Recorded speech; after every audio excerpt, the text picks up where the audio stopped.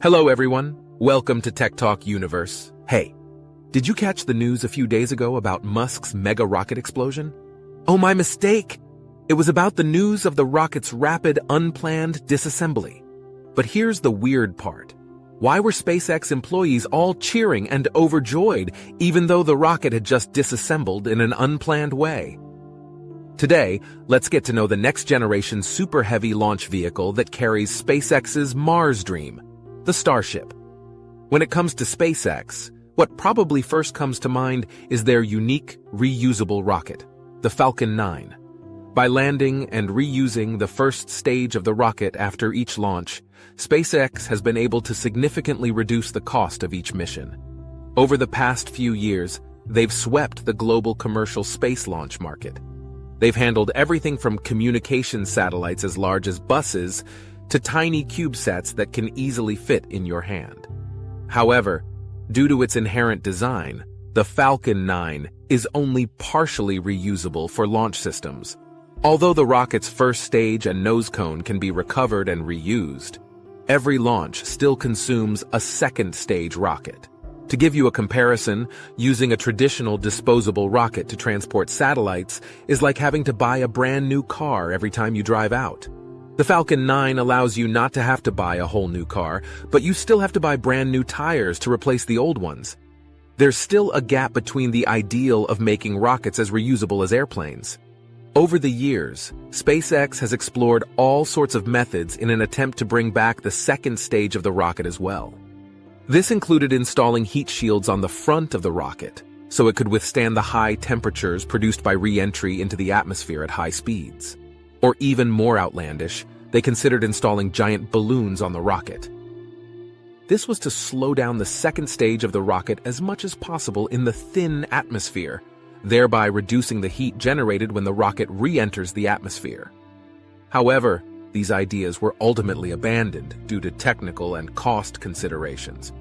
SpaceX finally decided to give up on upgrading the Falcon 9 and instead develop a bigger, stronger, and fully reusable next-generation launch vehicle. And this is the star of our show today, the Starship.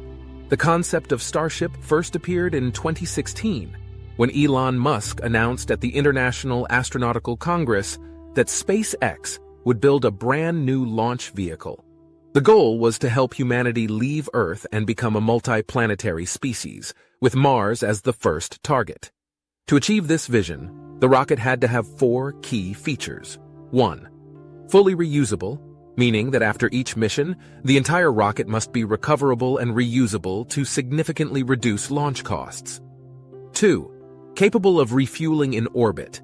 In other words, orbital refueling. This way, the rocket can first enter Earth's orbit fully loaded with cargo and then refuel multiple times in orbit to replenish the propellant before heading to its destination. 3. The propellant used must be producible on Mars. This way, the rocket wouldn't need to carry return propellant, allowing it to carry more cargo. 4. The right propellant combination must be used. Besides being producible on Mars, propellant should ideally be inexpensive, easy to store, and easy to transport. Considering these 4 requirements, SpaceX ultimately developed a 2-stage, super-heavy launch vehicle made of stainless steel, using methane and liquid oxygen as propellants. The first stage of the rocket is called SuperHeavy. It's fitted with 33 Raptor rocket engines developed by SpaceX, generating a total thrust of nearly 7,600 tons. That's about twice as much as the Saturn V rocket that sent people to the moon during the Cold War. The second stage is known as the Starship. It's 50 meters tall and equipped with 6 Raptor engines. It also has 2 sets of wings that control the rocket's attitude in the atmosphere. The entire rocket, when put together, stands nearly 120 meters tall, weighs over 5,600 tons, and is capable of delivering 100 to 150 tons of payload into low Earth orbit under the premise of reusability. This makes it the largest and most powerful launch vehicle in human history. However, a slightly annoying point is that the second stage of the rocket is called the Starship, but the entire rocket system, which includes both the first and second stages, is also called the Starship. So sometimes you have to listen to the context to figure out whether they're talking about the whole rocket or just the second stage? The inaugural flight finally took place on April 20th, 2023. The countdown began at 3 seconds, and the SuperHeavy's 33 engines ignited sequentially within 6 seconds. Amid the smoke and dust stirred up by 7,000 tons of powerful thrust, the world's largest rocket began to slowly ascend and successfully left the launch pad within a few seconds, flying towards the deep blue sky in the morning sun. But at this point, you could see from the live footage that not all 33 engines had successfully ignited. 3 of them were not functioning properly from the start. However, this wasn't a big problem. Thanks to advanced modern flight control and the thrust redundancy built into the rocket design, the Starship can continue to fly even if several engines fail. 1 minute and 18 seconds after liftoff, despite intermittent engine failures, the rocket successfully passed through max Q, the point of maximum dynamic pressure. You can think of this as the moment during the rocket's flight when its structure is under maximum stress, and the most likely time for structural issues to occur. Passing max Q is an important milestone for any new rocket. It means that no matter what else happens, at least the overall structural design of the rocket is up to standard. 2 minutes and 21 seconds after liftoff, the rocket's altitude reached 28 kilometers, traveling at a speed of around Mach 2. At this point, perhaps due to a failure in the hydraulic system controlling the direction of the rocket's thrust, the rocket's attitude started to deviate noticeably. It gradually lost control and began to tumble in the air. Finally, after 6 rotations, the Flight Termination System, FTS, was activated, intentionally destroying the rocket to minimize the risk of injury from falling debris. As a result, the Starship and SuperHeavy turned into a giant firework display in the sky over the Caribbean Sea. And with that, the curtain fell on Starship's first test flight. As for why the rocket lost control during this test flight and how many test objectives were achieved, we'll have to wait for SpaceX's official report to get a clearer picture. Regardless, this launch is undeniably a significant milestone in Starship's development. For many people, the fact that it was able to leave the launch pad and pass through max Q is already an impressive success. You could see this from the jubilant reactions of engineers at SpaceX's headquarters after the explosion. SpaceX also has the resources and capital to continue refining this brand new launch system. In fact, the next set of Starship prototypes, SuperHeavy 9 and Starship 25, have already been built. Elon Musk quickly indicated after the launch that they might attempt another launch in just a few months. Though Musk might be that optimistic, it probably won't happen that soon. This launch severely damaged the launch pad. The reason for this is that SpaceX removed the flame trench, which typically guides the hot exhaust during rocket launches.